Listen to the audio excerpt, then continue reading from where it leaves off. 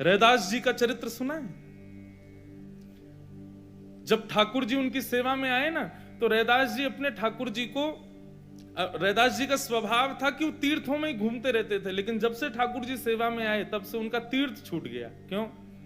ठाकुर जी को समय पे भोग नहीं लग पाता, ठाकुर जी को यथाउचित स्थान पे बैठा नहीं पाते, क्या करें, तीर्थ जा ही नहीं पा रहे थे।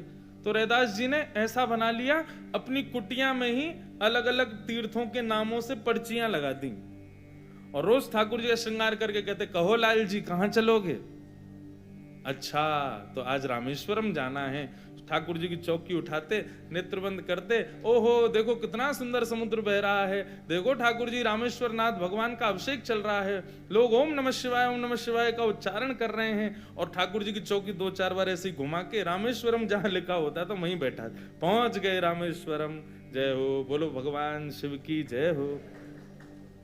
रामेश्वरम पहुंच गए ठाकुर जी, और फिर नेत्र बंद करके अपने ठाकुर जी को ही बताते, देखो ठाकुर जी अब हम धनुष कोड़ी पे घूम रहे हैं, अब देखो रामेश्वर भगवान के स्फटिक शिला के दर्शन कर रहे हैं, रामेश्वरम में कितने सारे कुएं हैं, हम उनमें स्नान कर रहे हैं, बैठे अपने गांव में हैं, अपनी कुटिया में हैं, लेकिन ठाकुर जी के प्रति भाव क्या रख रहे हैं कि हम रामेश्वरम में।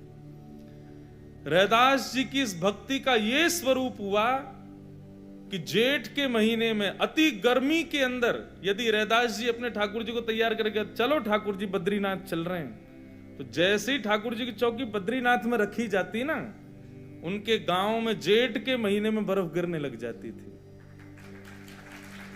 गांव के लोग जेठ के महीना में 100 ओढ़ के घूमते, कोई पूछता कहां गए हो, बोले जरूर रैदास के ठाकुर जी आज बद्रीनाथ गए होंगे, यही मारे बर्फ गिर रही है।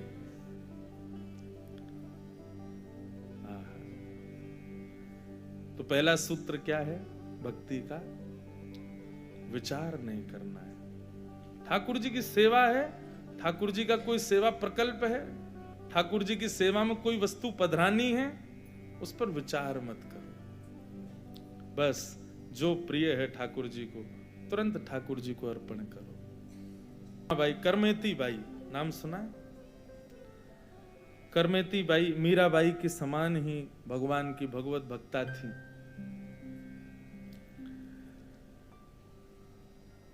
ब्याह जिस दिन था ना करमेती बाई का,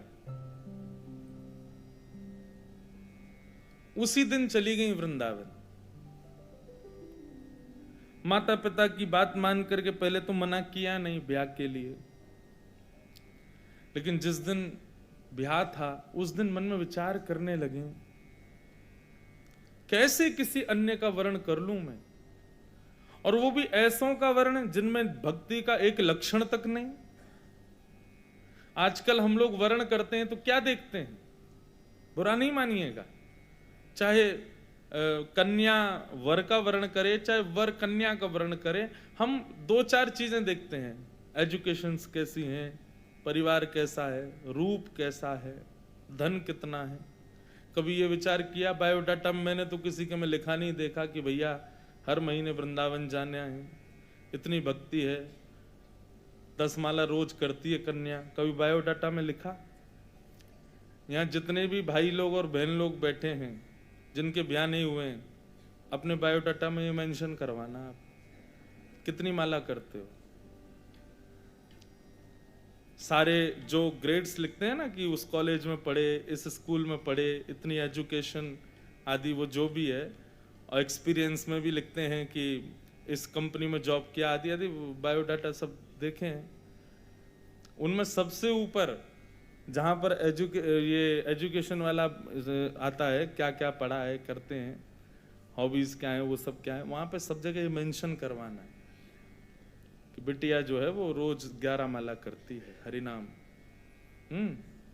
और फिर एक्सपीरियंस में कहीं एक आध जगह राधा रमन जी की कृपा का भी उल्लेख कर देना। भाई साहब, यदि सामने वाला व्यक्ति वैष्णव नहीं होगा तो बायोडाटा से ही मना कर देगा कि हम इनके योग्य नहीं है। वैष्णव लक्षण हो तब स्वीकार किया जाए किसी व्यक्ति को, और ये पहले हिसार से ही प्रारंभ हो। कि भाई हिसार से बायोडाटा आते हैं तो उनमें ये लिखा आता है कि कितने नाम जापक हैं, कितना वृंदावन जाते हैं, गुरु जी कौन हैं, घर में राधा माधव की सेवा होती है, यही हॉबी है बच्चों की, उन्हीं की सेवा में ही उनको सुख मिलता है। ये बातें हम कहाँ मेंशन करते हैं? हम केवल वो चीज दिखाते हैं जिससे सामने वाला प्रभावित हो जाए। कथा आती है, राम जी और जानकी जी ये दोनों जब रात्रि में कनक भवन में चले जाते हैं तो उसके बाद वहां इनकी लीला होती है, मान लीला, दान लीला।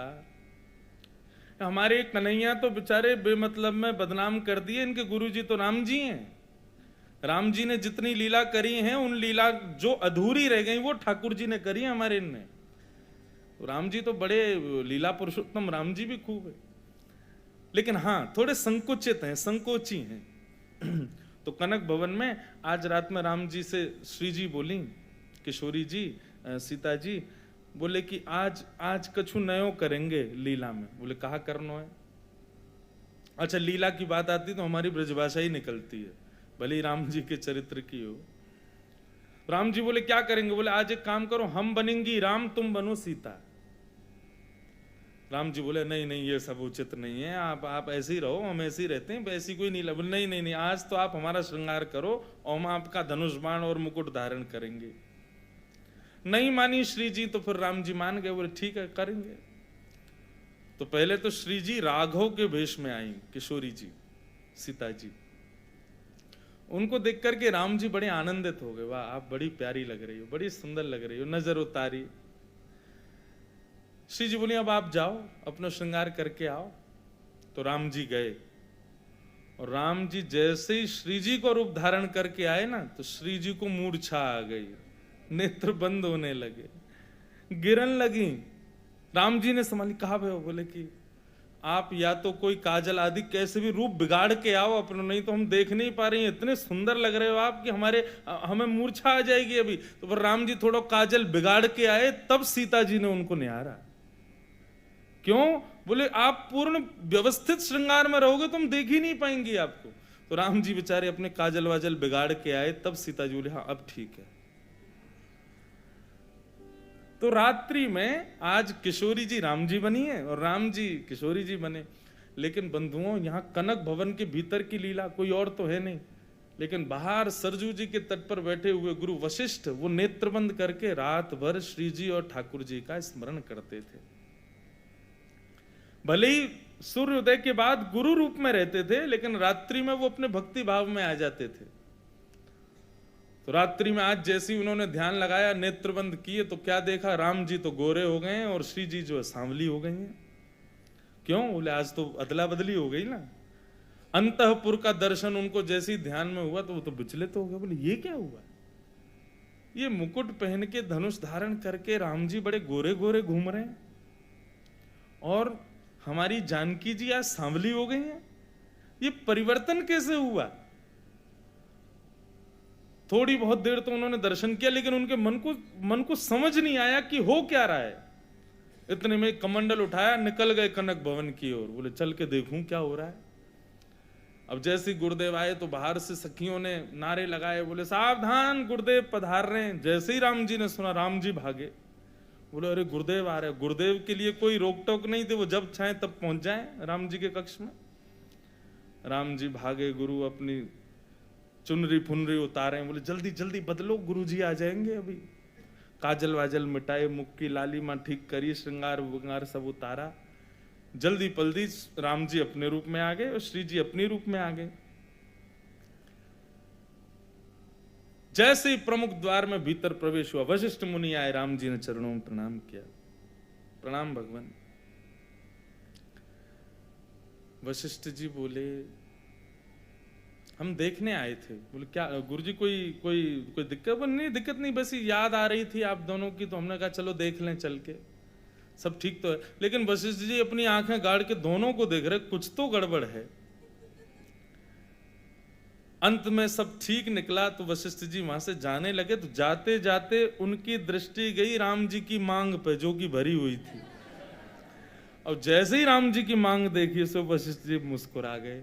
राम जी ने देखा ये कहाँ देख रहे हैं, और जैसे ही ऐसे क्यों बोले गुरु जी सब कृपा आपकी, नहीं नहीं आप लोग रहो हम निकलते हैं। गुरु जी चरणों आप किसी से कहना मत, आप तो अंतर्यामी हैं, माँ को मत बता, कोई बुराई नहीं लेकिन सब परिहास करेंगे, आप किसी से कहना नहीं। वशिष्ठ जी के नेत्र सजल हो गए, राम जी कितने भोले हैं, हृदय से लगा लिया, और आप चिंता मत करो हम किसी से नहीं कहेंगे।